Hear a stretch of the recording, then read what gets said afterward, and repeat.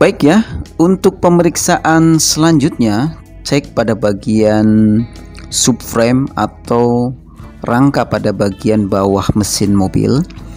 Pastikan tidak terjadi keropos ataupun kondisi karet-karet stabilizer yang ada pada bagian tersebut sudah pada rusak ataupun sudah usang, sehingga perlu dipersiapkan budget untuk membeli karet-karet yang sudah rusak dan dalam kondisi sudah ketas ya. Kemudian pada bagian mesin bagian bawah, cek pastikan tidak adanya kebocoran oli dan juga pada baut pembuangan oli apakah terjadi rembesan atau tidak. Itu sangat penting karena apabila terjadi rembesan maka lama-kelamaan oli akan berkurang. Kemudian selanjutnya cek pada bagian kaki-kaki ya, seperti lower arm, CV joint dan bootnya ya. Pastikan bootnya dalam kondisi baik, artinya tidak sobek. Kemudian tidak adanya kebocoran pada bagian tromol rem pada bagian depan. Kemudian untuk lower arm, karet-karetnya pun dalam kondisi masih bagus atau tidak ketas. Kalau ditemukan seperti itu, tentunya kita harus siapkan budget untuk melakukan perbaikan atau penggantian part yang dalam kondisi sudah rusak. Juga cek pada bagian subframe atau bagian kaki-kaki bawah apakah banyak terdapat keropos pada besi-besinya, dan juga cek pula pada bagian CV joint.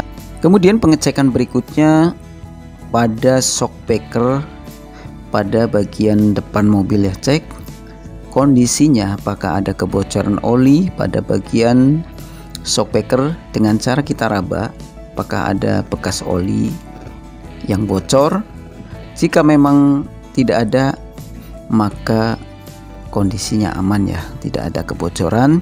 Kemudian cek pada bagian kolong apakah terdapat karat ataupun berlubang pada bagian plat-plat di bawah kolong mobil. Kemudian cek pula pada bagian kolong ban. Di situ kita cek raba plat-platnya apakah terdapat karat ataupun sudah banyak yang berlubang akibat terkena air ya setiap hari atau sudah bertahun-tahun kondisinya.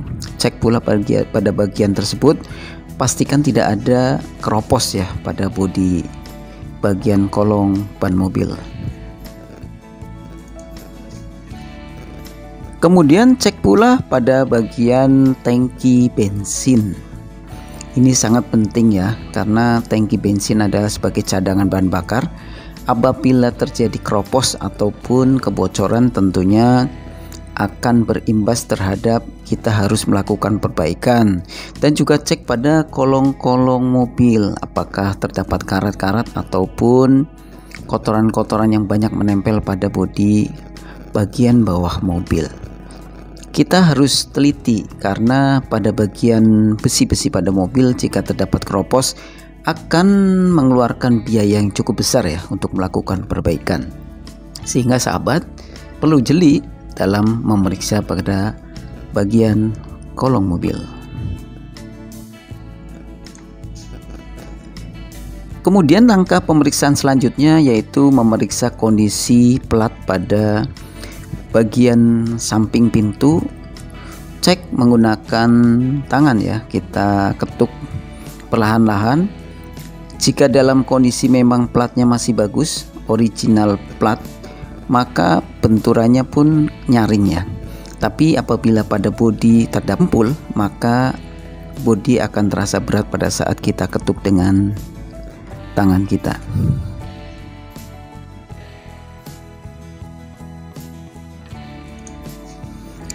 Kemudian pemeriksaan selanjutnya kita lihat pada bagian tromol bagian roda belakang ya. Itu rentan dengan kebocoran minyak rem, maka dari itu teliti atau perhatikan dengan detail pada sisi kanan dan sisi kiri tromol mobil, cek jika terdapat basah pada bagian tromol mobil.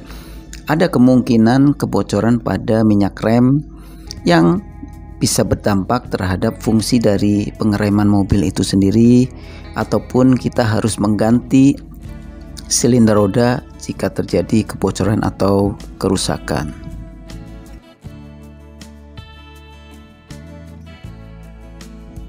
Pengecekan selanjutnya, kita cek lipatan-lipatan pada pintu mobil.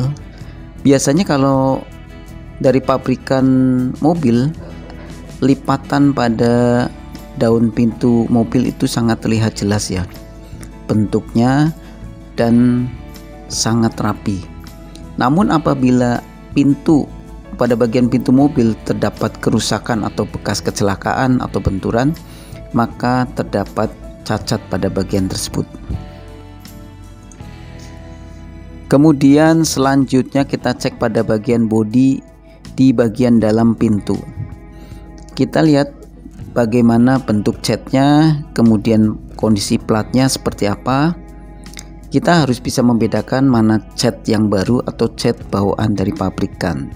Oleh karena itu, telitilah sebelum kita membeli mobil.